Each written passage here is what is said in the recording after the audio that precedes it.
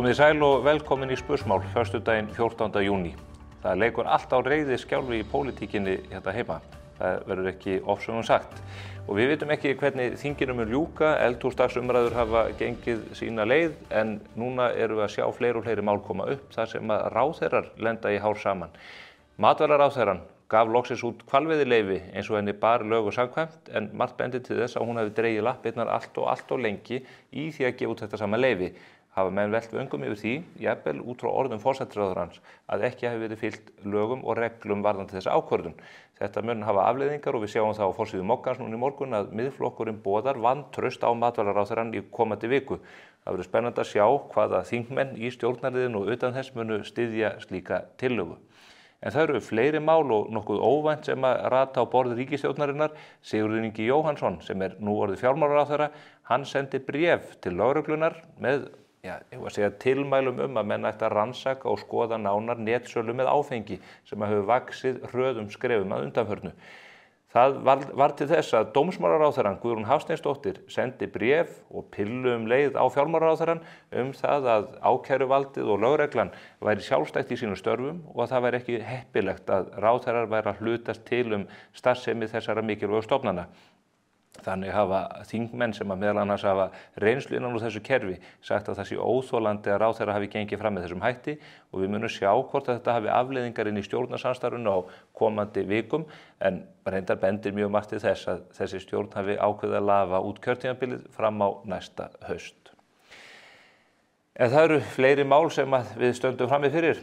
Á mánudaginn verður íslenska lýðveldið 80 ára 17. júní. Og núna í kvöld EM að hefjast líka. Við Íslendingar tökum, þar sé EM í fótbolta. Við Íslendingar við ætlum ekki að taka þátt að þessu sinni, það einfaldlega vegna þess að við komumst ekki á mótið, en við áttum 2 skemmtilega vináttulandsleiki í liðinni viku eða á síðustu dögum.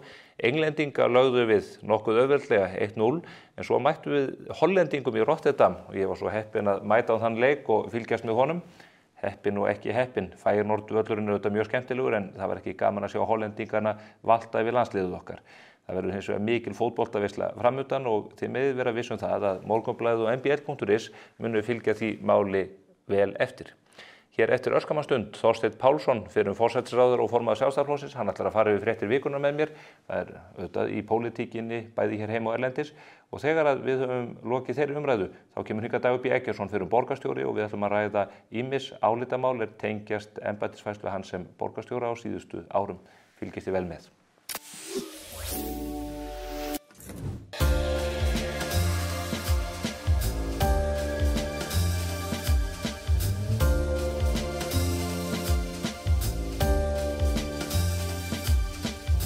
Herragarðurinn klæðir þig vel.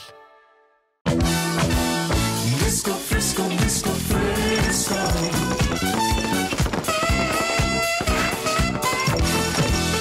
Frisco, frisco, frisco, frisco. Nóa Kropp, brakandi snilld. Já, Kólumbusævintýraferðum leggjum við áherslu á góða fararstjórn og skemmtilega upplifun. Umfram allt viljum við uppfylla væntingar okkar ferðalanga þannig að þeir njóti ferðana með eftirminnilegum hætti. Við förum víða. Kólumbus ævintýraferðir. Komið sæl aftur. Þá hann kominn hingað til mín Þorsteinn Pálsson og ég veit eiginlega ekki alveg hvernig ég á að kynna hann inn því að svo margir hafa titlarnir á langri vegferð verið. Forsætisráðherra, formaður Sjálfstæðisflokksins, dómsmálaráðherra, kirkjumálaráðherra, sjávarútvegsráðherra, sendiherra og ritstjóri, svo fátt eitt sé nefnt, svona til að rifja upp langan og farsælan feril. Velkomin Þorsteinn. Þakka þér fyrir. Ég taldi ástæðu til að fá þig hér í fréttir vikunnar vegna þess að það einhvern veginn tengjast allar með einhverju móti þessari vegferðinni sem ég taldi hér upp svona snögglega upphafi. Já, það er. Þú varst nú lengi sendiherra í Bretlandi og fylgist vel með þeim málum og í Evrópu raunar allri. Mér langar til að byrja á því að ræða þessar Evrópuþingskosningar sem að virðast svona draga mikinn dilk á eftir sér í pólitíkinni. Í Frakklandi ekki síst en víða raunar líka. Hvernig blasir þetta við þér? Já, það er nú kannski fyrst og fremst í Frakklandi sem áhrifin eru svona mikil. Menn áttur endar vona því að það yrði meiri sveifla í fleiri löndum til svona hægri öfgaflokka. En það gerist fyrst og fremst í Frakklandi og svona miðjubandalagið á Evrópuþinginu það heldur. Kristilegir demókratar í Þýskalandi auka við fylgi sitt. Það engin sveifla af þessu tagi á Norðurlöndum. Þannig að þetta svolítið einangrað við Frakkland. Ítalía svolítið öðruvísi. Forsætisráðherra þar hefur sveigt af upphaflegri leið og núna miklu meiri málsvari Evrópusamstarfs og evru en menn áttu von á þegar hún byrjaði. En á það ekki einnig við Le Pen í Frakklandi? Það á raunar við eiginlega alla þessa flokka að eftir Brexit þá hafa þeir skipt skoðun. Og Brexit virðist hafa kennt þeim þá leksíu að það sé ekki til vinsælda falli þannig að þeir hafa breytt skoðun að þessu leyti. En í því ljósi eins og þegar maður skoða stefnu Le Pen og reyndar Meloni líka, rétt að nota þessa stimpla á þessa flokka, þetta séu hægri öfgaflokkar? Ég kannski teka FDP í Þýskalandi út fyrir sviga í þessu sambandi, en Le Pen hefur til dæmis aukið mjög við fylgi sitt bæði með því að tala fyrir auknum ríkisafskiptum og hún ekki að tala fyrir því að lækka skatta og hún hefur dregið úr svona þessum kannski harðasta áróðri sínum í innflytjendamálum. Já, ég held að öfgarnar að þær hafi komið fram í Ungverjalandi og Pólandi og hættan af því að flokkar af þessu tagi grafi undan lýðræðinu með því að þrengja fjölmiðlum og dómstólum. Og það hefur vissulega gerst í þessum tveimur ríkjum en virðist ekki vera að gerast á Ítalíu þannig að það alveg rétt hjá þér að það ekki hægt að hafa sama stempilinn á þeim öllum enda geta þeir heldur ekki unnið saman. Nei. Þannig að þeir eru margklofnir og það þess vegna ekki hægt að nota eitt stempil alveg á þá alla. Nei. Macron tekur þessa skyndi ákvörðun að boða til þingkosninga en við erum líka búin að sjá sviptingar til hægri eins og í Hollandi þar sem Geert Wilders náði miklum stuðningi í síðustu þingkosningum. Hvað heldur að gerist í Frakklandi núna í lok þessa mánaðar? Heldur að þetta séu klókindi sem að borgi sig fyrir Macron eða mun að sitja uppi með svartapétur? Lesist Le Pen eða hennar fylgifiska? Já, manni sýnist að það sé svona fremur ólíklegt að hann nái meirihluta í þinginu en það getur samt verið klókt að leika þennan leik. Það getur verið klókt að láta Le Pen sitja uppi með ábyrgðina næstu 3 árin. Hann hafði hvort þið ekki meirihluta, var í erfiðleikum með að fá stuðning frá flokkum til þess að koma sínum málum í gegn þannig að það kann vel að vera að þetta verði talinn klókur leikur þó að hann vinn ekki. En þá væntanlega út frá þeirri forsendu að Le Pen og hennar flokksmenn mun ekki ná tökum á þeim aðstæðum sem eru í ólestri í Frakklandi þessar mundir. Já, já, auðvitað hafa menn trú á því að þeirra sjónarmið séu betri og sjónarmið hinna séu lakari og það muni komi í ljós út af það gengur auðvitað pólitík. Svoleiðis spádómar gangi ekki alltaf upp, hvorki þessum kosningum né öðrum, en út af það gengur auðvitað pólitík að menn hafa trú á sínu málstað og minni trú á málstað andstæðinganna. Já. En þessir flokkar sem hafa verið skilgreindir sem populistar AfD, þó að kristilegir demókratar bæti við sig í Evrópuþingskosningunum, þá AfD gerir það sannlega líka. Olaf Scholz og sósíalistarnir þeir gelda afhroð í kosningunum. Þetta þróun sem hefur náð að hápunkti eða munum við sjá uppgang þessara afla eins og stundum eru nefnd en frekar á komandi árum í þingkosningum, forsetakosningum og öðru slíku? Ég er ekki viss það. Þú sér það í Hollandi að þá fara þeir svona, þá minnkar þessi sveifla sem þeir náðu í síðustu þingkosningum bara fyrir nokkrum mánuðum. Það engin hreyfing í þessa átt á Norðurlöndum. Þvert á móti voru flokkar af þessu tagi að tapa í kosningunum núna. Já.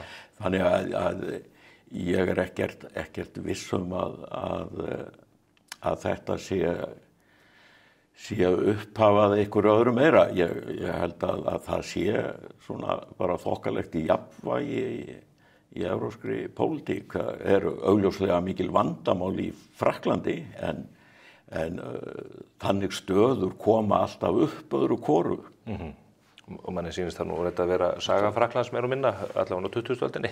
Já, ég meina, við þekkjum auðvitað líka tímabil þar sem hafa verið svona langvarandi stjórnarkreppur í raun og veru. Já. Og það kemur auðvitað fyrir í flestum ríkjum að það koma þannig tímabil. Já. Í Bretlandi sem að núna stendur eins og við vitum utan Evrópusambandsins standa menn í stórhæðum 4. júlí ætla menn að ganga þetta þingkosninga nokkuð óvænt.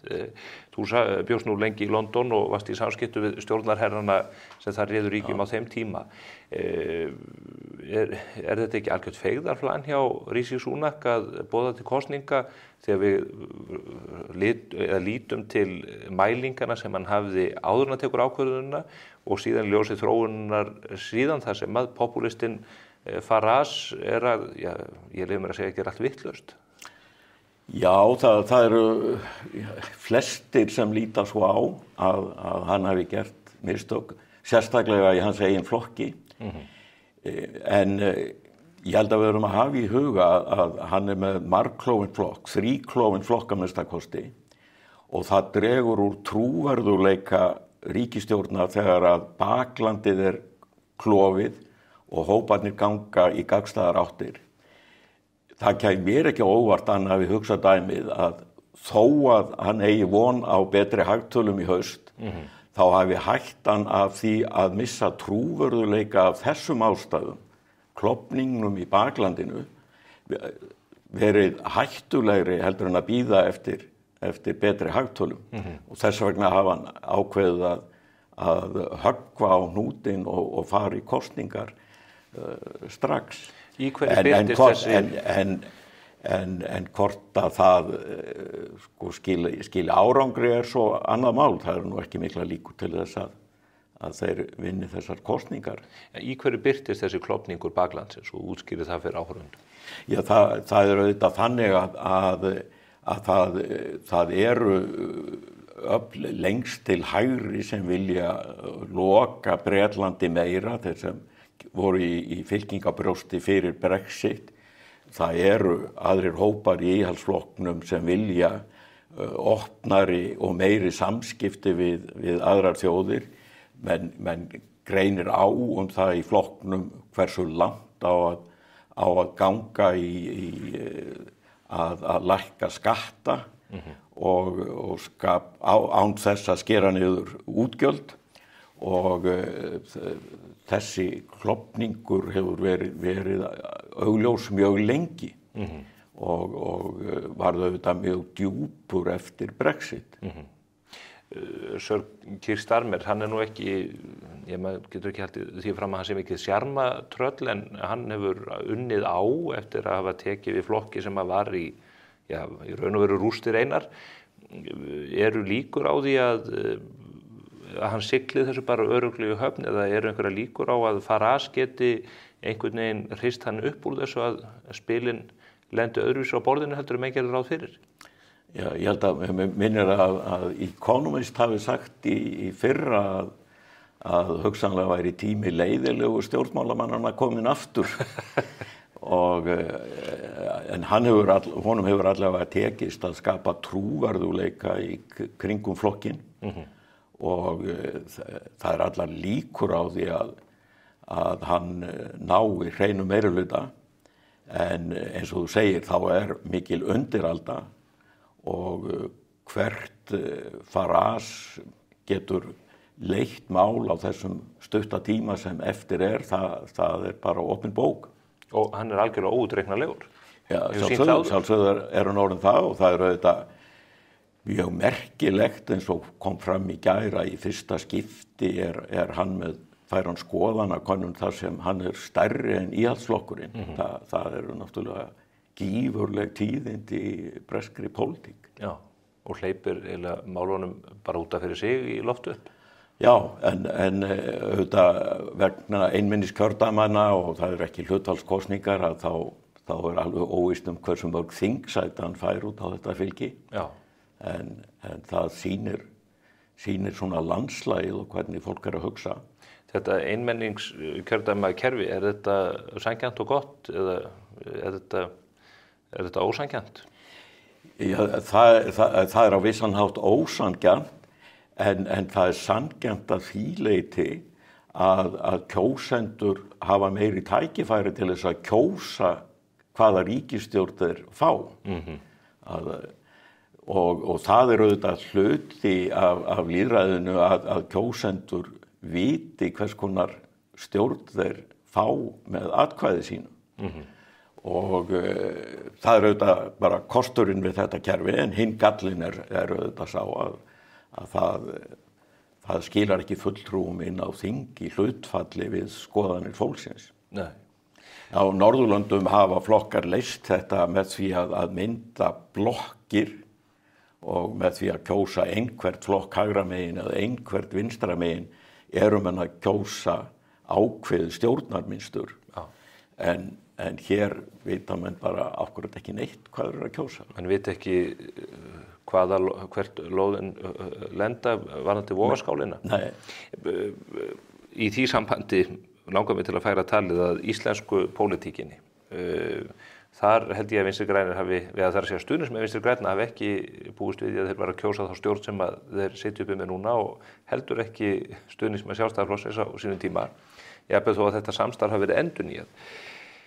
Það virðist vera núna, og reynda var það áður en að Katrín Jakobsdóttir vék úr stóli forsætisráðherra, en ekki síst eftir að hún fer að vettvangi og Bjarni Benediktsson tekur við, að það sé allt í há og loft á stjórnarheimilinu. Já, mínum mati nú langt síðan að erindi þessarar stjórnar var búið og það lá alveg fyrir. Hvenær var það? Já, það var bara fljótlega eftir að stjórnin var endurnýjuð eftir síðustu kosningar. Ég held að staðan hafi verið þannig 2017 að það var ekki raunhæft að mynda annars konar stjórn. Það bara spilin lágu þannig. En eftir kosningarna 2021 þá var Sjálfstæðisflokkurinn 2017 gat Katrín Jakobsdóttir bara ráði hvernig ríkisstjórn var mynduð. En það voru eiginlega ekki raunhæfir aðrir kostir en þessir. Eftir kosningarna 2021 gat Sjálfstæðisflokkurinn ráðiði og hann bara kaus að velja samstarfið við VG umfram aðra flokka og það hlýtur að hafa verið af því að þingmennirnir hafa metið það svo að þeir næðu meira fram í slíku samstarfi en við Viðreisn og Samfylkingu. Og það auðvitað bara pólitískt mat. En ég held að það hafi komist bara á daginn mjög fljótlega eftir að stjórnin var endurnýjuð þá að hún hafði ekki erindi, það var ekki grundvöllur til að miðla málum. Málamiðlarnir hafa falist í því að stoppa mál hver fyrir öðrum. Og reyndar núverandi formaður VG sagði það í upphafi þess kjörtímabils að það var í aðal árangur VG að hafa stoppað mál Sjálfstæðisflokksins. Þetta kom kannski bersýnilegast fram við þinglokin í fyrra sumar þegar að þingið var sent í sumarfrí án eiginlega nokkurra niðurstöðu. Já, mjög. Það tókst að stoppa öll mál. Mjög augljóslega. Já. Og þannig að ég held að þetta sé bara hlutur sem blasir við og hitt sem er athyglisvert í pólitíkinni núna er það að 1,5 ári fyrir kosningar þá liggur fyrir að það verður ekki kosið þessa stjórn. Já. Hún er farin, þeim dettur ekki eins og í hug sjálfum að bjóða upp á þessa stjórn. Nei. Og á hinn bóginn liggur fyrir að eins og skoðanakannanir eru núna að Samfylkingin mun ráða því hvernig stjórn verður mynduð. Og það sem mér finnst vanta í umræðuna núna er raunverulega þetta hvers konar stjórn ætlar hún að bjóða upp á.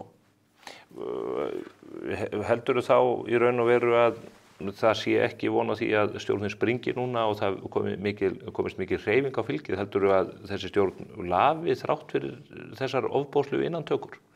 Já, ég er nokkuð viss það.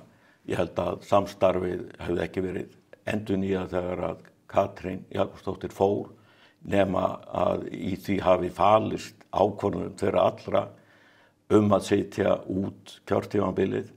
Þau vissu af kvalamálinu, þau vissu af öllum þessum erfiðum málum og þau vissu að það væri engin möguleiki fyrir þau að ná saman þau með einhverjum skynsamlegum hætti, en þau bara ákveðu samt að sitja og ég held að svo ákvörðun hljóta að standa. Geta menn handsalað loforð slíkt og sagt við munum bara sitja hvað sem á gengur? Ég veit nú ekki hvernig það en ég held að menn hljóti að hafa gengið út frá því. Menn sáu öll þessi mál, menn vissu öll þessi mál, þau eru ekkert að koma mönnum á óvart núna og fyrst þeir taka þessa ákvörðun að endurnýja samstarfið svona og án þess að semja þessi mál, já þá eru þau að taka ákvörðun að láta reka á reiðanum og taka það fram yfir að sitja. En Bjarni gaf það út, Benediktsson, þegar að stjórnin var mynduð eftir brotthvarf Katrínar, að það yrði lögð áhersla á ríkisfjármálin, útlendingamálin og síðan mál sem að varða orkumálin. Og svo þegar maður fylgist með því hvað þingið að gera, hvernig sérstaklega þingmenn Vinstri grænna láta, að þá ekki einsýnt það að þessi mál ná í gegn núna fyrir þinglokin í sumar. Nei, mér finnst nú líklegt að breytingar á útlendingalögunum nái fram að ganga og ég held að það sé nú svona býsna breið sátt megin atriðin í því. Ég held að það sé ekki stór ágreiningur við helstu flokkana í stjórnarandstöðu. Þannig að það er svona held ég bara mál sem mér finnst líklegt að ná í fram. En ég meina ríkisfjármálin, það hafa bara verið lausatök núna í heilan áratug í ríkisfjármálum og það var engin von til þess að á síðustu metrónum yrði einhver breyting þar á. Það ekkert sem bendir til þess miðað við þau mál sem að fara í gegn, þá að stofna hér nýja mannréttindastofnun og það á að tvöfalda listamannalaun og hvaðinn, að þetta virðist vera bara konfektkassi, ekki síst fyrir framsóknarmennina. Já, það hefur ekki verið svo hugsun við fjármálastjórn ríkisins mjög lengi, það hefur verið halli á ríkissjóði mjög lengi. Og það hefur bara svo hugsun hefur ekki verið að það skipti máli að hafa afgang á fjárlögum. Bjarni Benediktsson var nú hér í síðustu viku og hann sagði að þetta allt í lukkuna velstandi því að skuldirnar og skuldahlutföllin eru betri og við erum að vaxa út úr þessu og hlutdeild skattlagningar er að minnka miðað við stærð hagkerfisins. Já, ég meina það er margt til í þessu. Það er rétt hjá honum að við erum með tiltölulega lágt skuldahlutfall. En vandi ríkissjóðs er ekki skuldahlutfallið heldur greiðslubyrðin. Við erum að borga þrefalt hærra hlutfall á þjóðarframleiðslu í vexti heldur en nágrannaþjóðir okkar gera. Það þýðir að það þrengir meira okkar velferðarkerfi. Við getum ekki tekið jafn mikið lán til að mæta sveiflum eins og grannþjóðirnar út af vaxtastiginu. Hagvöxturinn hann hefur verið býsna mikill, menn hafa hælt sér af því, á móti kemur að hann er auðvitað orsök fyrir verðbólgu sem menn hafa ekki ráði við. Og þannig að það stangast nú svolítið, raunveruleikin stangast nú talsvert á í þessum efnum. Og núna er þannig komið að það er samdráttur í þjóðarframleiðslunni, allverulegur á fyrsta ársfjórðungi og samt er verðbólgan þetta há og vextirnir þetta háir. Okkar grundvallarvandi er sá að við erum viðvarandi með hærri verðbólgu og hærri vexti en grannþjóðirnar og það líka skekkja í okkar hagkerfi að við erum með meiri gjaldeyrishöft en aðrar þjóðir, við erum með rúmlega heila þjóðarframleiðslu í gjaldeyrishöftum með því að takmarka fjárfestingar lífeyrissjóðanna. Þetta skekkir verðmyndun á krónunni, þetta skekkir mjög fjármunamyndun í atvinnulífinu, það meira af skattpeningum í íslensku atvinnulífi en hjá öðrum vestrænum ríkjum og fer vaxandi. Og en þetta ekki óhjákvæmilegt í jafn litlu og dýnamísku hagkerfi okkar? Þú berð okkur saman við eins og í Norðurlöndin, en hér hefur hagvöxtur og í raun og veru raunlaunaaukningin verið miklu meiri á síðustu árum heldur en í þessum samanburðarríkjum. Já, ef þú reiknar hagvöxt á mann, þá kemur allt annað út. Hagvöxturinn hefur byggst á því að við höfum fjölgað fólki miklu hraðar en aðrar þjóðir í grennd við okkur og það sem skiptir okkur máli það hvað hagvöxturinn á mann eykst mikið og það hefur verið þar höfum við verið fyrir neðan meðaltalið í OECD, gott ef við höfum ekki bara verið lægst í OECD á undanfarnum árum. Það eru auðvitað með stóran hóp fólk sem að kemur hér tímabundið og hverfur út úr jöfnunni aftur. En það breytir ekki því að það það sem við höfum til skiptan á hvern og einn. Og þannig að þetta eru viðfangsefni og skekkjur sem við þurfum að takast á við í okkar hagkerfi að mínu mati með mjög svipuðum hætti og þegar við þurftum að brjótast út úr fjölgengiskerfinu og gjaldeyris og innflutningshöftunum á sínum tíma. Við erum ekki með fjölgengi en við erum með fjölmyntakerfi. Það engin þjóð með flókið gjaldmiðlakerfi og við. Við erum með þessar hefðbundnu gengisfellanlegu krónu. Svo erum við með verðtryggðu krónuna sem lítur allt öðrum lögmálum og ógengisfellanleg. Og svo erum við með alla útflutningsframleiðsluna sem starfar í erlendum myntum. Ég held að sé ekki vestrænt þjóðfélag sem með flókið gjaldmiðlakerfi. Við erum orðin ansi flinki að stjórna okkar málum með þeim hætti, hagtölurnar og velsældin hér vitnar það.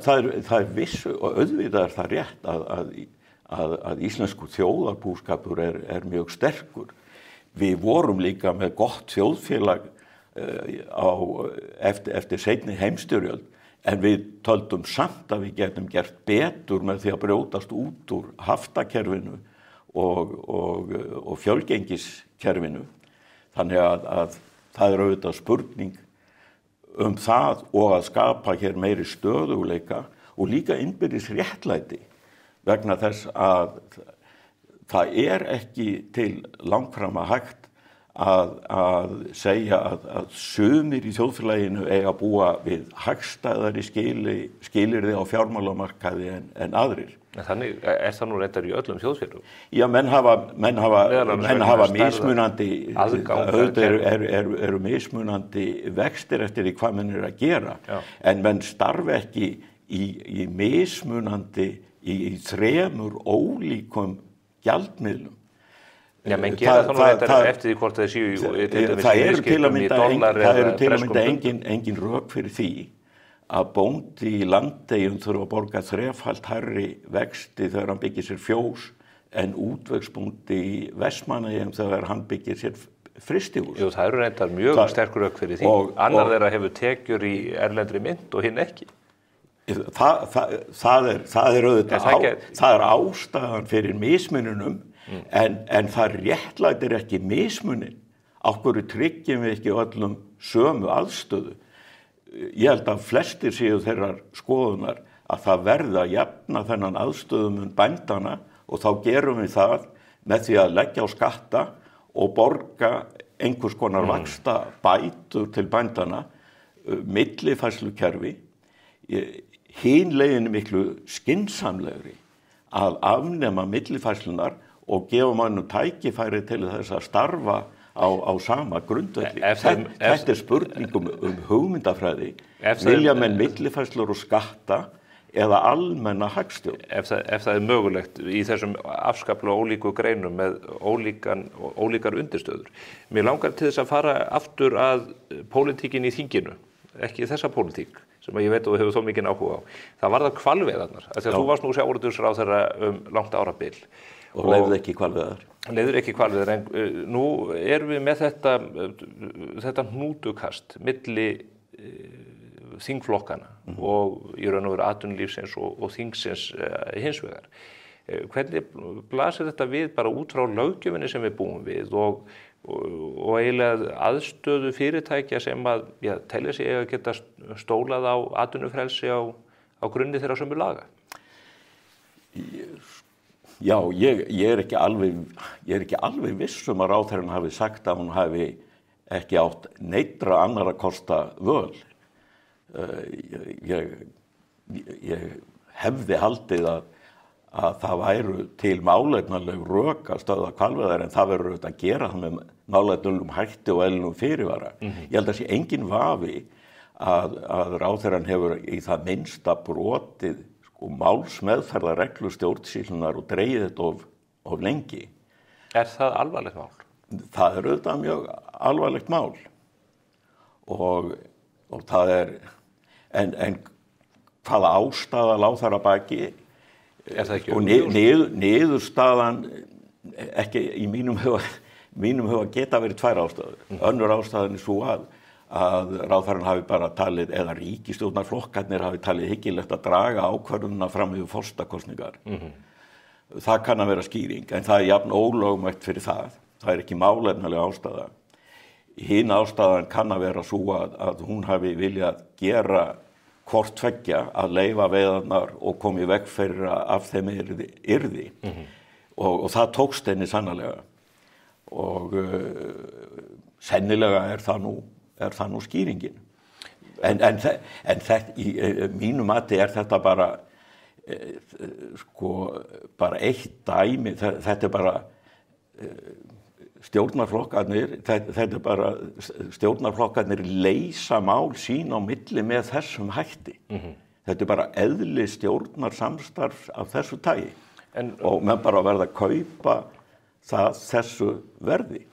Nú hefur Miðflokkurinn boðað eins og kom fram á forsíðu Morgunblaðs í morgun vantraust á Bjarkeyju Olsen og við vitum það í þingflokki Sjálfstæðismanna. Ég nefni Jón Gunnarsson, Ólafur Björn Kárason, Teitbjörn Eyrnason sem er nú í Norðvesturkjördæmi og mun sennilega berjast oddvitasæti þar fyrir næstu kosningar. Eru þetta menn sem eru líklegir til þess að verja þennan ráðherra vantrausti eftir þessa meðferð á hvalháfi? Já, það eru bara fordæmi frá því fyrra þá framdi þáverandi matvælaráðherra ekki minni brot við útgáfu eða hvalveiði í bannið sem þá gildi tíma. En það er ekki fordæmi því að hún veiktist alvarlega og það vantrausti var afturkallað. Það bara lágu fyrir að þingmenn Sjálfstæðisflokksins ákváðu að þetta skildi ekki hafa neinar afleiðingar og það er bara ákvörðun sem liggur fyrir og ég sé ekki að þær aðstæður hafi breyst á neinn hátt. Ég hef ekki trú á því að þeir fara að fella þessa ríkisstjórn í næstu viku. Rétt í lokin langar mig til að spyrja svona út frá pólitíkinni. Haldi stjórnin velli í gegnum sumarúðin og haustið inn á árið 2025? Hvaða verður þetta samstarf keypt fyrir flokkana? Nú mælast Vinstri grænir varla. Sjálfstæðisflokkurinn er í sögulegu lágmarki 18%. Framsókn búin að halvera fylgið hjá sér. Botninum er ekki náð ef að lausatökin og átökin innbyrðis verða með þeim hætti sem við horfum upp á núna. Já, hún situr ekki sem venjuleg ríkisstjórn til þess að leysa mál. Það vitum við.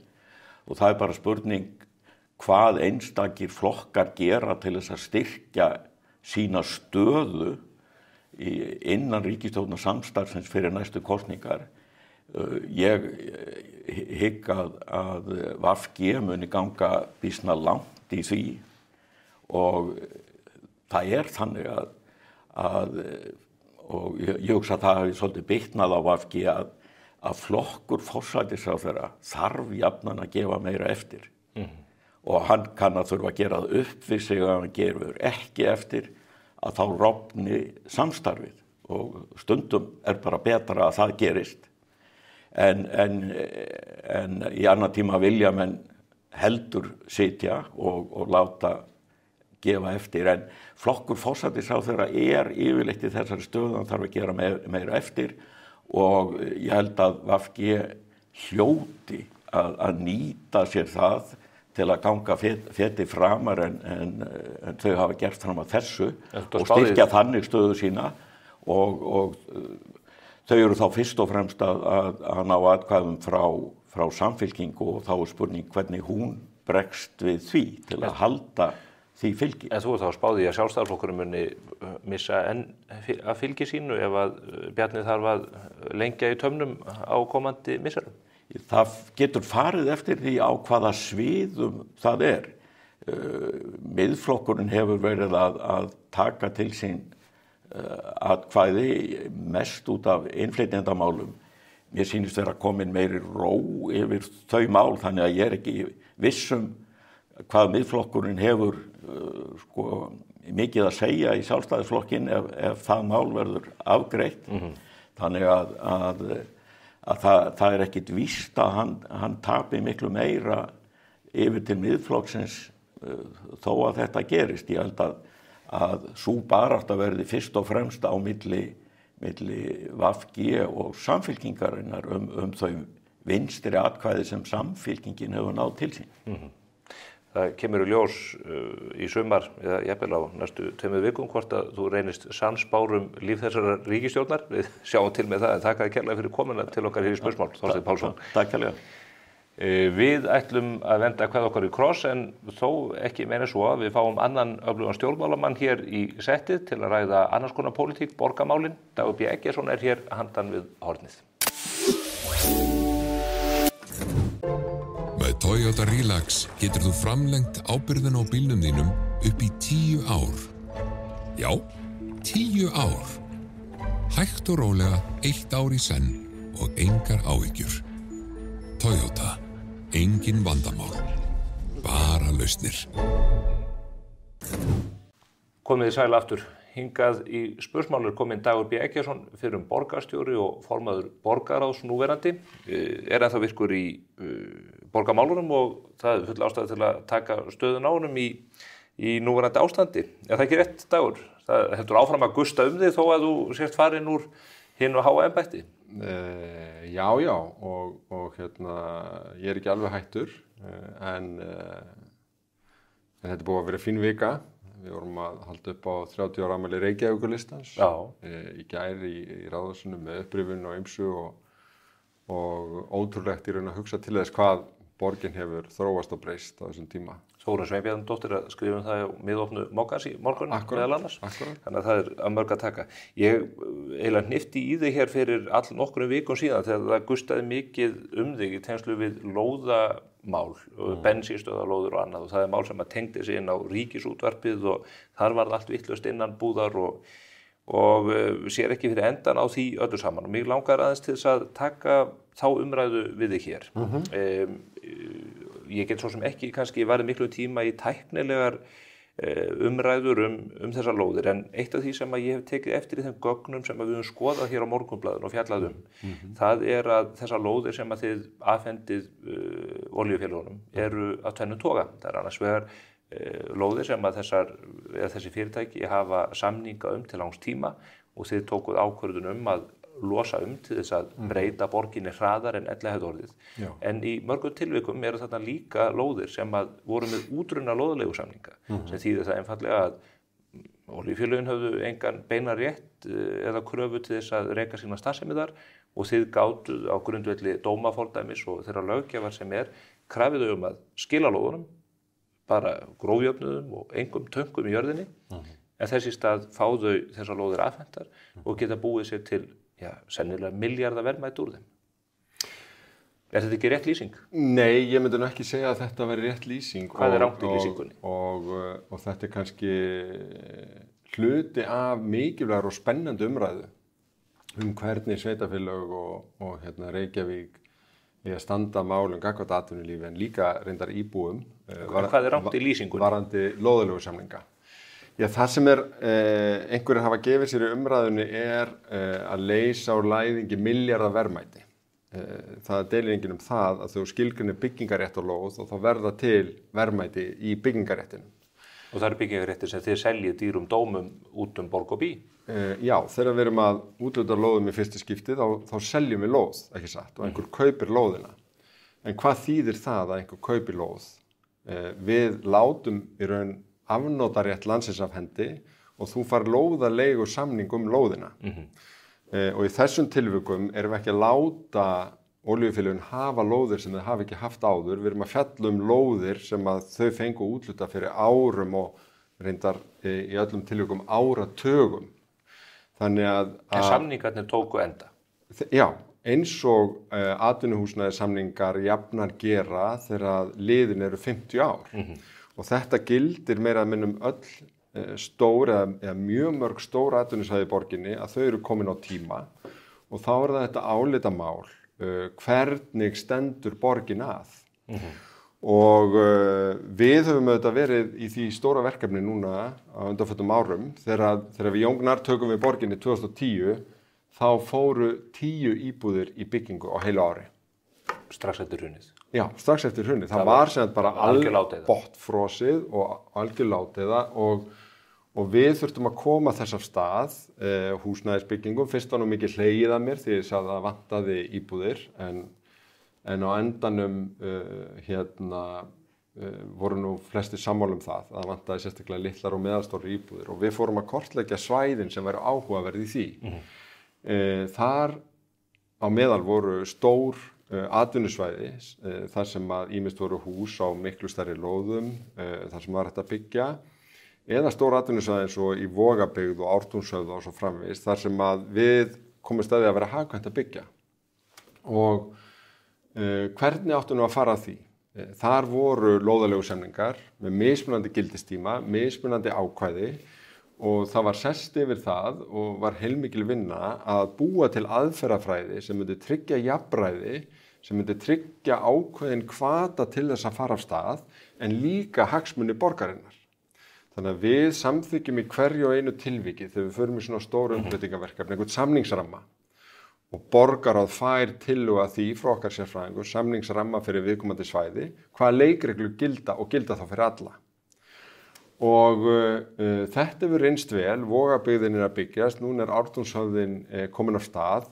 Það sem hefur helst verið umdeilt í þessu eins og þú þekkir að við sáum að ef við myndum ekki semja það sérstaklega, þá myndi í raun einkaaðilarnir fá ábatan af þessum aukna byggingarétti en við sitja eftir með allan innviðakostnaðinn. Þið sitjið uppi meðan varðandi þessar lóðir. Þannig að við skilgreindum... Menn borga bara gatnagerðargjöld af þessum lóðum sem að þið hafið afhent á nefndum. Við skilgreindum reyndar býsna lágt, sérstakt byggingaréttagjald sem sumir á að kalla innviðagjald. Það er greið af því í Vogabyggðinni. Og sömdum það í þessum stóru samningum og 2014, skömmu eftir að ég tek við sem borgarstjóri, að þá í raun gerum við stefnu hvað gildi á öllum uppbyggingarsvæðum. En þessi meðferð sem og kemur þá að bensinstöðvalóðunum. Já. Sem að fær aðra meðferð heldur að lóðirnar í Vogabyggð. Já, við skulum setja þetta í þetta stóra samhengi að við erum að stuðla því að 1000 íbúða byggist í Reykjavík á tilteknum leikreglum. Svo kemur að bensinstöðvalóðunum. Þar var samþykkt svo snemma sem 2009 og þá Sjálfstæðisflokkur reyndar ennþá við stjórn í Reykjavík stefnum að fækka bensinstöðvum. Við erum með líklega flestar bensinstöðvar af öllum borgum. Allir sammála að það ekki mál að fækka þeim. Nákvæmlega. Og það eru á dýrmætum og verðmætum svæðum. Akkurat. Og við erum þarna stöndum með faðminn opinn að fara að umbreyta þeim. Setjum ákvæðum það inn í aðalskipulag sem samþykkt 2013 og gildi til 2030 og ekkert gerist. þegar kemur að því að gera loftslagsáætlun fyrir Reykjavíkurborg 2016, Já, þá eru sem liðin 7 ár og ekkert hefur gerst. En þetta annað máldagur. Já, býttu. Vegna þess að það sem ég að spyrja þig út í Já. eru lóðir sem að voru með útrunna leigusamninga. Já, við skulum koma að þeim. Já, við verum að koma okkur að því núna, sko, því að annars verður við hér bara fram á laugardaginn. Já. En 2016 þá samþykkir sem öll borgarstjórn í loftslagsáætlun að skilgreina hvata til þess að bensínstöðum myndi fækka. Já, það þarf ekki hvata. Lóðaleigusamningar eru útrunna. Já, samt hafði Þið getið sagt þeim að fara. Samt hafði ekkert gerst í 7 ár. Af því að þið sögðum ekki að fara. Þessar lóðir voru með útrunna samninga.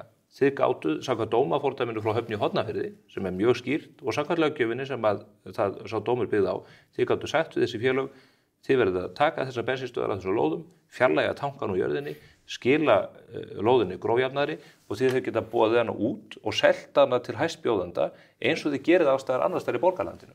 Og það er það sem að fólk út borg og bí er að spurja sig að hvernig stóða því að borgin sem að er í mikilli fjárþörf þessar mundur og hefur verið lengi, af hverju afhendur hún olíufélögunum lóðir sem að hún gat fengið peninga fyrir? Það er vegna þess að þessi sömu prinsip gilda meira að minna á öllum atvinnusvæðunum okkar og það er í mjög mörgum tilvikum sem að gamli lóðaleigusamningar eru barn síns tíma og ef að við myndum innleiða þessa reglu gagnvart einum handhafa lóðaleigusamnings eins og olíufélögunum, þá myndi þetta líka gilda bakara, þetta myndi líka gilda smíðaverkstæði, þetta myndi gilda skósmið og verslun og svo framvegis vegna þess að við erum skuldbundið Stefán til þess að við hafa jafnræði. En þið eru að tala gjörbreytingu á starfseminni, þar að segja að þarna eru bensínstöðvar, þið ætlið ekki að halda þeirri starfsemi áfram. Þetta myndi horfa ekki þar sem að samdist Þetta myndi horfa aftur í sig við, það myndi segja, heyrðu, við ætlum að láta ykkur hafa hér áframhaldandi lóðaleigusamning, eins og þið hafi gert reyndar í mörgum öðrum tilvikum á síðustu árum, í þrátt fyrir þessa loftslagsstefnu. Þá hafið þið lengt í eða framlengt þessa lóðaleigusamninga. Það er eðlilegt við þær aðstæður að atvinnureksturinn haldi áfram. En þarna eru fyrirtæki sem eru í algjörlega óskyldu rekstri, allt í norðum fasteignafélög, sitja á byggingarétti sem er milljarða virði, er að færa þessa milljarða verðmæti á milli félaga, seljanduðu út úr eigin félögum og yfir í önnur og hvað það er. Og það er svona spyr fólk, hvernig gátu það vera hagsmunir borgarbúa sem að þú er kosin til þess að standa vörðum? Hvernig voru hagsmunirnir tryggðir með því að láta olíufélögin, þessi milljarða fyrirtæki, hafa þessar lóðir án endurgjalds þegar að þið gátu seltar hæstbjóðandi og fengið út úr því og eðlilega miðað við dómafordæmið frá Höfn fjármuni til reksturs eða niðurgreiðslu skulda? Í fyrsta lagi hefum við þurft að taka upp sama vinnulag gagnvart öðrum í sömu stöðu. Við þurfum sem stjórnvald að gæta jafnræðis.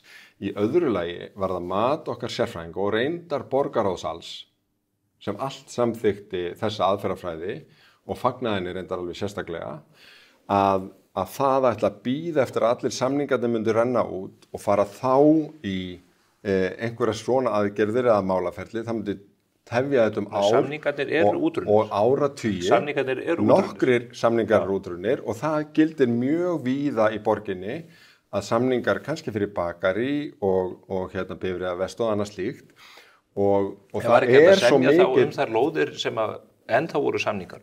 Hefðu ekki olíufélögin sem að sjá að allir eru að færa sér í rafbíl. Þá hefði ekki samist. Það hefði samist ef að þar eru milljarða hagsmunir undir að breyta þessu í íbúðarlóðir. Það er ofreikna, Stefán, og það er bara hluta umræðinni ef menn ofreikna og að þá sjá þeir offsjónum yfir mjög miklum hagnaði en þegar raunverulegu byggingaréttur og raunverulega tölur eru skoðaðar, sá kostnaðar sem að lóða hafin, í þessu tilviki olíufélögin þurfa að leggja í, að þá er hagnaði, það er plús.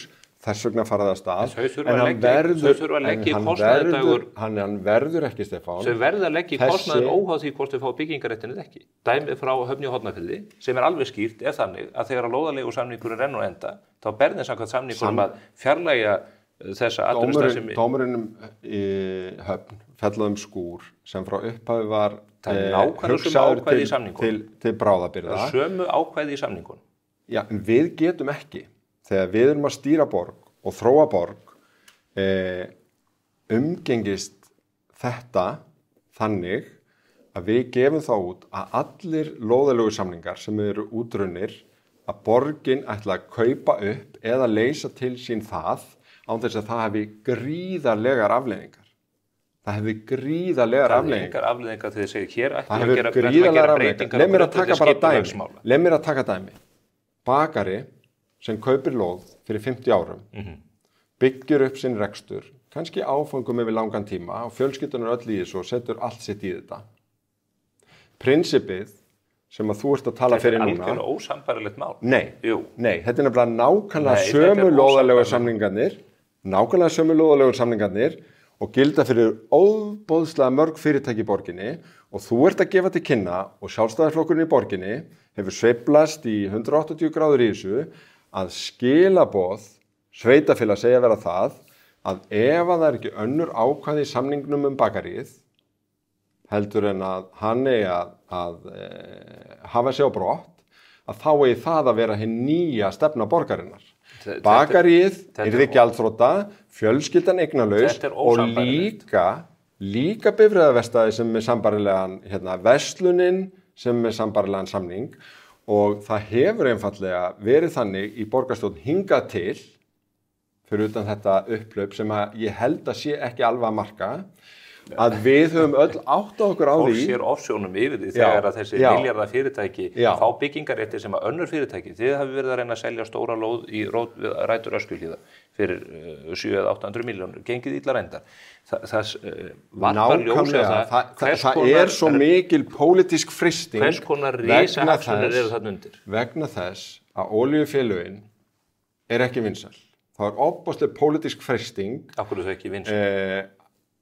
Út af olíusamráðsmálinu á sínum tíma. Nei, þetta er bara stórfyrirtæki sem að þúsundir manna eiga hlutabréf í og margir eru að hagnast á þessum. Og það er líka freisting fyrir þig sem krítiskan blaðamenn ætla að tala um þetta eins og borginni sé stætt á því að taka bensinstöðvalóðir og olíufélögin einhverjum öðrum tökum heldur en atvinnulífið almennt. Þannig getum við ekki stýrt borg, þannig getum við ekki þróað hana og það sem er alltaf sleppt í umræðunni er hinn skýri og klári ábati, líka fjárhagslegi ábati sem að borgin hefur af því að flýta uppbyggingu á þessum lóðum. Þú segir að þetta sé það er fyrsta lagi skipulagslegur ábati. Þú segir að þetta sé pólitísk freisting. En það sem ég er að velta fyrir mér og hefur það að skoða hér á umliðnum misserum, það er ákveðið munstur, gagnvart ákveðnum aðlum innan borgarlandsins. Það sem að eignir eða verðmæti eru afhent án eðlilegs endurgjalds. Og þú segir að þetta sé pólitísk freisting. Nú ætla ég að vitna hér í annað mál sem að tengist reyndar... Klárum aðeins þetta. Þú getur nefnilega ekki lagt að jöfnu endurnýjun á lóðalegu samningi þar sem fyrirtæki hefur verið með rekstur, bakari eða hvað annað, verslun í 50 ár og úthlutun á nýjum svæðum. Þú getur borið það saman vegna þess að samningurinn segir þetta. Þú hefur leigu... Nei, við getum ekki. Jú, menn gera þetta um landið. Þú myndir framkalla slíkt uppnám við sölu fyrirtækja vegna þess... Það gerðist ekki með dómnum í Höfn í Hortnafirði. En það hefur ekkert sveitafélag hegða sér eins og dómurinn gæti gefið til kynna eðlilegt sé. Dómurinn er skýr. Ef að, segjum að bæjarstjórinn í Kópavogi myndi hegða sér svona gagnvart Smiðjuhverfinu eða Nýbýlaveginum. Fyrirtækin sem eru á gömlum samningum sem eru ekki með uppkaupsákvæði eru þau verðlaus yfir nótt. Þú ert að meina að borgin hafi ekki skipulagsvald. Hér eru bara bensínstöðvar sem að menn ákveða ekki ákveðin tíma. Það er ekki spurning það, en við getum ekki umgengist lóðalegu samninga atvinnuhúsnæði eins og það sé hægt að búa til eina reglu fyrir eina tegund atvinnustarfsemi og aðra reglu fyrir aðra atvinnustarfsemi. Við þurfum einfaldlega að horfa til augu við það að mjög margir lóðalegu samningar að renna út eða runnir út. Þeir eru með ýmsum ákvæðum sem eru barn síns tíma. Stór hluti af íbúðarhverfunum í Reykjavík eru með ófullkomna lóðalegu samninga. Við erum ósammála þetta. Og við getum ekki, við hljótum að vera sammála það að við getum ekki stýrt borg og gefið út til skilaboð ef að lóðalegu samningurinn þinn rennur út sem hann gerir eftir 75 ár og það er ekki uppgjöfsákvæði, þá sé eðlilegt að sjálfstæðisflokkurinn í borginni hafi þá skoðun að þú að rífa húsið þitt og færa þig. Samningar skulu standa og það sem stendur í samningum er það sem gildir. Jafnvel þó að sé hægt að lesa þetta út úr samningnum að fyrirtæki eigi bara að pakka saman, bera allan kostnaðinn af því að íbúar sem búi í húsum eigi bara að pakka saman. Dómstólar eru búin að úrskurða þetta. Það sem ég ætla núna að fá að ég ætla að fá að halda á það hér. Þannig að ef að sjálfstæðisflokkurinn kemst að og þessar upphlaups yfirlýsingar standa að þá megi íbúar eiga von á því að hann nýti sér lóðalegu samninga. Þetta er algjörlega fáránleg nálgun að máli. Þú ert að segja Nú ætla ég að vísa í ríkisendurskoðun.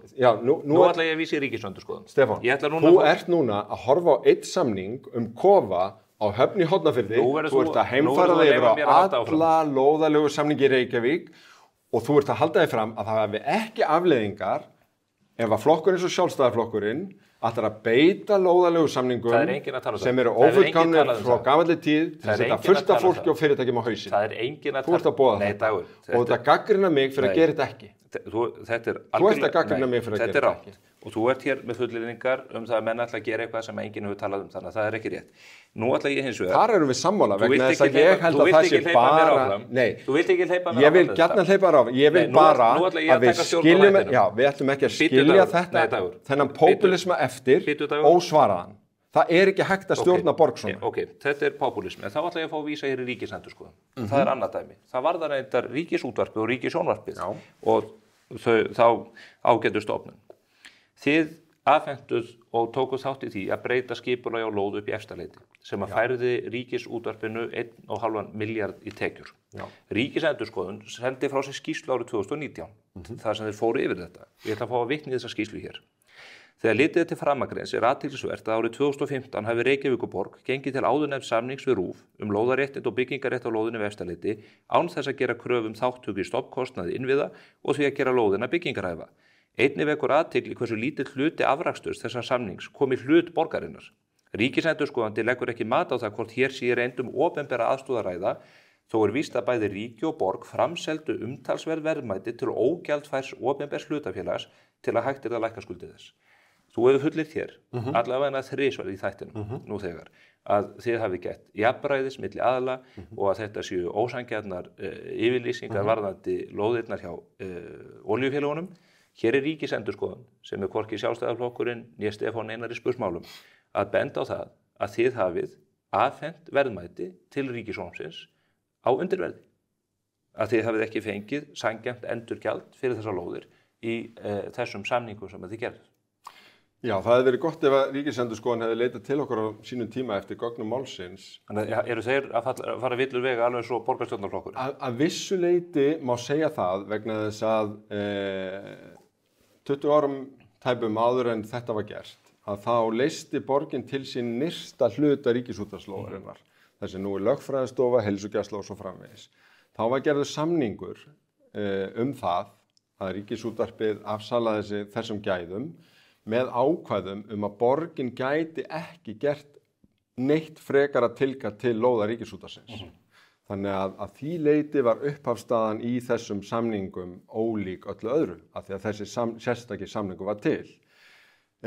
Ríkisútvarpslóðin var hins vegar ein af þeim lóðum sem ég skrifaði bréf til Bjarna Benediktssonar og hvatti ríkið til að leggja undir húsnæðisuppbyggingu 2013 og það hefur gengið allt of seint satt að segja nema í þessu undantekningatilviki að RÚV og útvarpsstjóri þá sá í þessu tækifæri fyrir útvarpið og gekk til samninga á þeim nótum sem við höfum verið með við aðra með þó þessu breytingu sem átti rætur í þessum samningi frá 98 eða 99. Þeir fengu 1.500 milljónur út úr þessu. Já. Og þið gáfuð eftir verðmæti á móti. Af hverju er borgin í þessu dæmi eins og í tilviki olíufélagana að gefa eftir verðmæti sem að borgarbúar eiga heimtingu á að fara bara einfallega inn í borgarsjóð? Þarna vantar í fyrsta lagi inn í söguna að RÚV tók að sér að gera lóðina byggingarhæfa. Það kostaði RÚV 600 milljónir og það kemur reyndar fram í þessari skýrslu ríkisendurskoðunar. En þetta er svo fínt dæmi það af hverju borgin hefur hagsmuni að flýta uppbyggingu á svona reit. Hún gerði sem sagt mikið hraðar en annars. Við reyndar sömdum til okkar 20% af byggingaréttinum. Hann seldist af okkar hálfu fyrir að núverðum 400 milljónir króna og það að þarna hafi byggst 340 íbúðir með þeim útsvarsgreiðendum sem að þarna fluttu inn þýðir að við fáum milli 400 og 500 milljónir bara við meðaltali við borgina af útsvarstekjum á hverju ári í kassan fyrir utan tæpar 50 milljónir í fasteignagjöld, þannig að fyrir hvert og eitt ár sem að við flýtum þessari uppbyggingu sem annars hefði ekki verið fyrir en kannski 2040. Ríkissjónvarpið hefði að taksmuna því að fara í þessu uppbyggingu þó þeir hefði ekki fengið 1500 milljónir í lommen.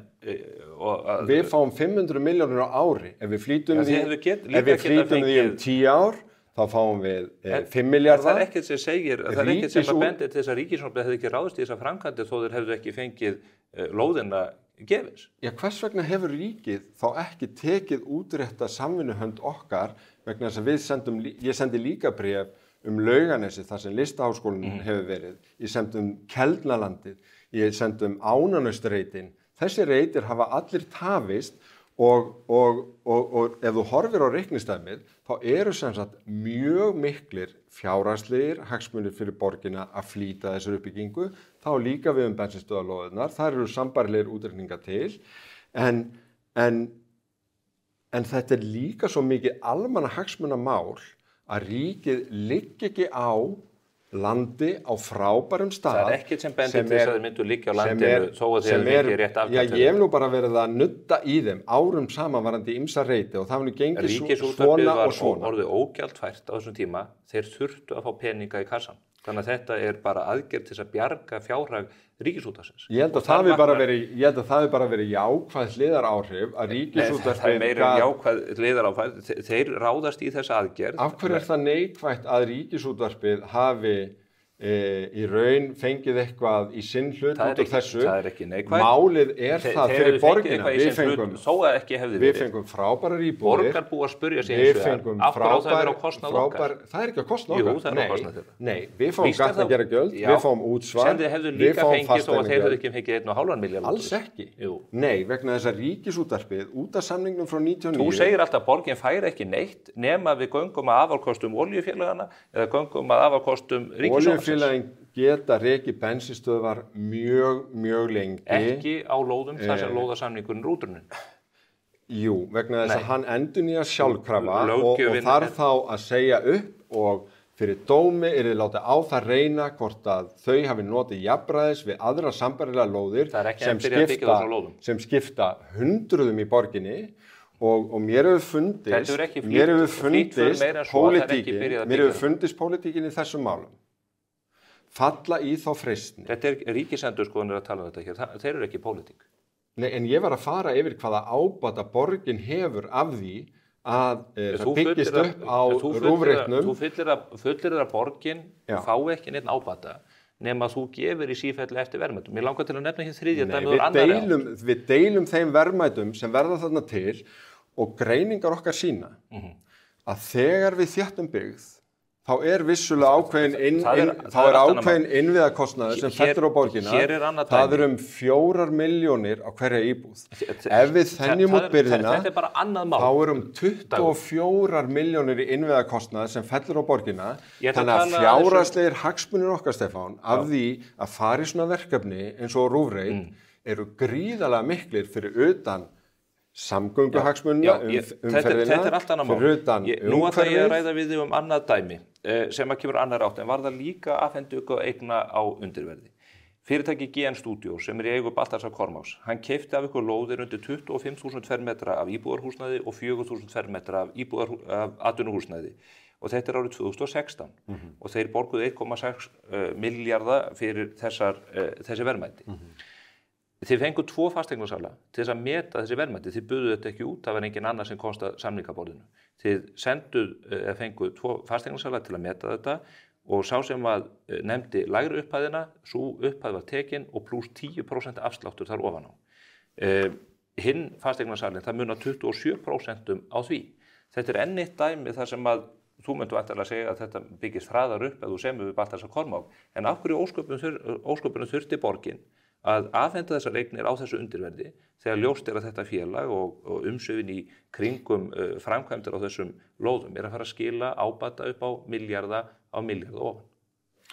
Gufunesið frábært dæmi. Þar var áburðarverksmiðja sem borgin keypti fyrir áratugum. Og þegar við tökum við að þá hafði staðan verið svo árum saman, alveg hárrétt. Við fórum ekki bara í viðræð við einn aðila, við efndum til stefnumörkunar með aðkomu minnihluta og meirihluta og ég þekki þetta býsna vel að því ég leiddi þá vinnu sjálfur. Og fulltrúum úr Grafarvogi, fulltrúum hverfisins, þar sem við fórum yfir það hvaða framtíðarsýn væri mest spennandi fyrir Gufunesi. Af hverju fengum menn þennan gífurlega afslátt? Og við auglýstum eftir hugmyndum, fengum inn ýmsar hugmyndir, 2 voru hlutskarpastar, annars vegar hópur sem að þekkti Gufunesi vel og var að hugsa að gera þarna spa og hótel og eitthvað slíkt og síðan þessi hugmyndum kvikmyndaþorp. Og það var einróma niðurstaða þeirra sem kom að þessu, þvert á pólitíkina og með þátttöku hverfisins, að þorpskapandi greina væri áhugaverðast þarna. Síðan, og þannig að það var gengið til samninga þar og ákveðið að miða við Lægra verðmætið? Matsverð fasteignasala í samræmi við leikreglurnar. Það voru 2 verðmæt. Já. Þið miðuð við lægra verðmætið og gáðu 10% afslátt. Eins og verðmæti sérstaklega fyrir atvinnuhúsnæði ber með sér, var þetta mikla verðminna svæði og við þessar aðstæður var talið að þetta svo áhætt að vera fyrst inn á svæði og svo framvegis réttlæti þennan samning. Hann var lagður svona fyrir borgarráð og samþyktur þar. Könnuðu þið möguleika á einhver annar mynd vilja kaupa þetta fullu verði? Fordæmið var frá Danmörku. En könnuðu þið hvort að einhver annar verði? Nei, þetta var ferillinn. Það fengu allir að setja fram sínar hugmyndir og svo var miðað við verðmat fasteignasala. Það hefðu kannski fleiri vilja koma að borðinu vitandi að þetta væri verðið. Fordæmið var frá Kaupmannahöfn þar sem að Dönum hafði tekist að byggja upp alveg framúrskarandi kvikmyndaiðnað, meðal annars á grundvelli fyrirtæki sem heitir Centropa og var svona kjarnin í því. Það var í gamalli herstöð. En þetta ekki jafnræði. Þú segir að jafnræði skipti máli hjá borgurunum. Já, sem að Kaupmannahöfn seldi fyrir 1 krónu. Þetta ekki fyrir 1 krónu. Það sem að Kaupmannahöfn var að hugsa með þessu var að tilkoma kvikmyndagerðar þarna myndi hita allt svæðið upp og skapa borginni mjög mikil verðmæti. Þetta allt önnur umræða. Þetta snýst jafnræði borgarana að verðmætum sem að þú ert að afhenda Ríkissjónvarpinu, olíufélögunum og Baltasar Kormáki. Af hverju hafa borgararnir ekki sama aðgengi og þessir aðlar, þessu verðmætum sem eru að fara á undirverði samkvæmt ríkisendurskoðanda, samkvæmt fasteignasala og samkvæmt stóru hluta borgarstjórnar. Það höfðu allir aðgengi að ferlinu varandi Gufunes, gátu sent inn þar hugmyndir og svo var svo voru samningarnir byggðir á verðmæti fasteignasala. Það hefðu miklu fleiri sent inn tilúr eða þeir vitað að þeir myndu fá 27% afsláttur á verðmætinu. Nei, það gátu allir sent inn og sumir gerði það. Og þetta var valið út frá sín okkar og hverfisins á hvernig atvinnulífi viljum að þróist í borginni. En verðið á verðmætunum sem þið afhendið skiptir máli? Já, það skiptir máli og við gengum ekki eins langt á Kaupmannahöfn. Við byggðum á verðgildi fasteignasala en vorum þess auðvitað meðvituð að þetta væri áhættusamt að vera þarna frumkvöðull og fyrstur inn á svæði sem býsna einhvern veginn illa leikið eftir ábyrgðarverksmiðjuna og þetta tekur allt tíma. En reynslan hefur sýnt og seinni verðmöt að nákvæmlega svo í Kaupmannahöfn þá tókst okkur með þessu að gera verðgildi allra okkar eign á svæðinu og svæðisins í heild miklu meira fyrir borgarsjóð og borgina fyrir utan hvaða okkur verðmætt að hafa blómlegt atvinnulíf, meðal annars skapandi greinar, annars svona dæmi sem heldur á verðmætunum auðvitað líka hagnast gríðarlega á því. Sá sem að þú gestir samninga við á þessum afsláttum stendur uppi með slík verðmæti að fólki sundlar yfir því? Ég held að þau verðmæti hafi fyrst og fremst farið í að byggja upp innviði fyrir kvikmyndagerð og það kann vel vera það samt sem aður eign fyrirtækisins. En borgir beita aðferðum til þess að þróa atvinnulífi, til þess að vera samkeppnishæfari og til þess að geta boðið íbúum sínum meiri lífsgæði Til og dæmis að betri taka- laun. Til dæmis að taka til sín lóðir sem eru með útrunna lóðalegu samninga hjá olíufélögum. Nei, það væri mikil skammsýni að gera það Eitt sem að mig vegna langar til að þess nefna. að ef þú ætlar að heimfara það yfir á öll fyrirtækin í borginni sem eru líka með útrunna lóðalegu samninga, þá myndur einfallega hleypa fjármögnun fyrirtækja, kaup og sölu á fyrirtækjum í algjört uppnám og það myndi enginn gera slíkt að yfirveguðu ráði þó ég skilji alveg pólitísku freistinguna hjá þér og Sjálfstæðisflokknum í borginni. Hjá ríkisendurskoðanda? Þetta er mjög pólitískt stofnun ríkisendurskoðun. Nei, ég er bara að segja að ef að Svakalega ríkisendurskoðun hefði skoðað samningin frá 99 rúfreitin, hefði skoðað Þeir skoðuðu þetta allt saman og hefði fjölluðu um skoðað ábata borgarina af þessu, Herðu, eitt sem að mig langar að til þá að hefði fara- séð að við fáum yfir tíma milljarða út úr þessu, við fáum frábært hverfi og RÚV og verktækin Allir græða. báru kostnað, já, stundum er það nefnilega þannig að allir geta grætt og þétting byggðar er frábært dæmi um það. Eitt dæmi sem að mér langar til að nefna í sambandi við það, að því að þetta er í samhengi við skuldir borgarinnar. Skuldir borgarinnar hafa á 4 árum vaxið 60%, þá er ég að tala A-hlutan. Við vorum að fá núna 3 mánuð uppgjör fyrir borgina, þið gerir ráð fyrir að borgin er rekið með 2 milljarða halla, hún er rekið með ríflega 3 milljarða halla. Þið eru með alla yfirdrætti í bankakerfinu í hámarki, skuldabréfa útboðin sem þið ráðust í, sem ég fylgist mjög náið með, þau eru í algjörum ólestri og það er ekki hægt að orða það neitt öðruvísi. Þið eru hægt að geta sótt fé á skuldabréfamarkaði hér heima. Þið hafið í því skyni núna leita til þróunarbanka Evrópuráðsins og fenguð mjög myndarlegt lán upp á 100 milljónir evra, 15 milljarða króna, sem að sagt er að þið ætlið að nýta til þess að endurbæta skólahúsnæði og það er reynda misvísandi yfirlýsingar frá bankanum og ykkur það í hvað þessi peningar eiga að fara, látum það liggja milli hluta. Það er eitt dæmi varðandi þetta sem að mig langar til að spyrja þig út í að því að þú gjörð ekki þessi mál. Endurskoðunarnefnd borgarinnar, þar sem meðal annars sitja trúnaðarmenn þínir. Þeir hafa núna sent frá sér bókun og velta fyrir sér af hverju þið ráðist í erlenda lántöku í stað innlendra lántöku og hvaða varnir borgin hafi ráðist í að setja upp vegna gengisáhættu, því að borgin hefur engar tekjur í evrum og við vitum það evran getur sveiflast upp og niður og maður sem bendir til þess að krónan muni gefa eftir á komandi mánuðum vegna veikari ferðaþjónustu, loðnupress og annars í þeim dúr. Já, stuttasvarið varandi skuldabréfamarkaðinn hér heima eru auðvitað að á meðan ríkissjóður sem er svona kannski fremstur í röðinu skuldabréfamarkaði eru svona mikill í fjármögnunarþörf að þá verða kjörin ekki góð og vextir og verðbólga einfaldlega þýða það. Þannig að við höfum á undanförnum missurum verið að leita fjölbreyttari lántöku, bæði beint við bankakerfið og það er nú rangnefni að tala um það sem yfirdrætti, við notum fyrst og fremst yfirdrátt ef að skilin á útsvarinu frá ríkinu og launagreiðslurnar haldast ekki alveg hendi bara innan dagsins eða slíkt. Þetta ber yfirdráttarvexti. Já, varðandi 12%. Varðandi varðandi evrulánið, að þá erum við þar að sækja í hagstæðkjör og hafandi reynsluna bara úr hruninu og ýmsu slíku þegar fólk var ekki með nógu mikla áhættu vitund að þá unnum við sérstakt áhættumat og kortluðum hvaða gengisvarnir væri í boði og svo þurfum við að velja leið í því. Það er þið eigið eftir að kaupa gengisvarnir á mótið þessu. Við gerum ráð fyrir því, hugsanlega ekki 100% vegna þess að þá ert að verja mjög miklu fé í það en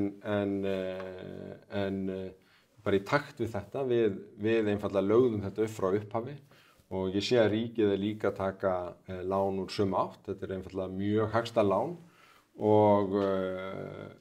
en stóra málið er að ná niður verðbólgu og vöxtum í þessu landi.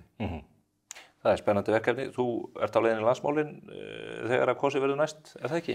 Það liggur ekkert fyrir það. Ég hef ekkert útilokað það, ég hef heldur ekkert gefið út það. Hefur ekki áhuga á að leiða annan listan í Reykjavík? Er það ekki borðleggjandi, svo ég tali svona vertisku? Ég hef ekkert gefið út það og finnst það bara ótímabært og við skulum bara sjá til þegar þar að kemur hvernig þetta leggst.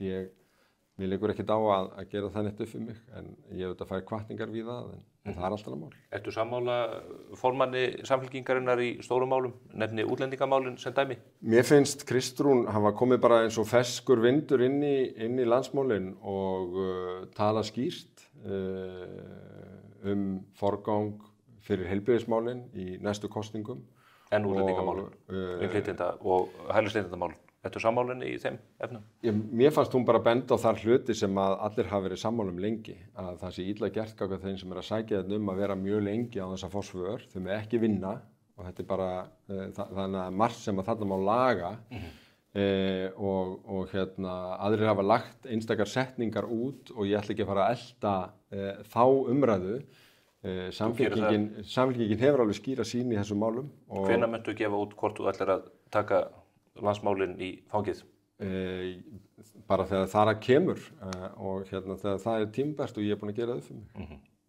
Þakka kærlega fyrir konan Dagur. Það voru óteljandi mál sem að mér langar til að fara yfir. Ég verði eiginlega að fá að bjóða þér eitthvað til mín bara strax í ágúst. Já, við ætlum að auglýsa þessa góðu bók, Nýju Reykjavík, og ætlum að tala stóru myndinni í skipulags- og samgöngumál. Talandi góðu hvatara, við höfum hvatað til þess að koma og kynna þessa bók betur hér á hausti komanda. Gerum það. Þá ekki meira á vettvangi þessa óskaplega langa spursmálaþáttar þessarar viku. Það nú sem betur fer frídagur á mánudaginn, þannig að þið hafið góðan tíma til þess að fara í gegnum allt þetta góða efni frá okkur. Ég óska Íslendingum öllum til hamingju með 80 ára afmæli lýðveldisins okkar á mánudag. Sjáumst til.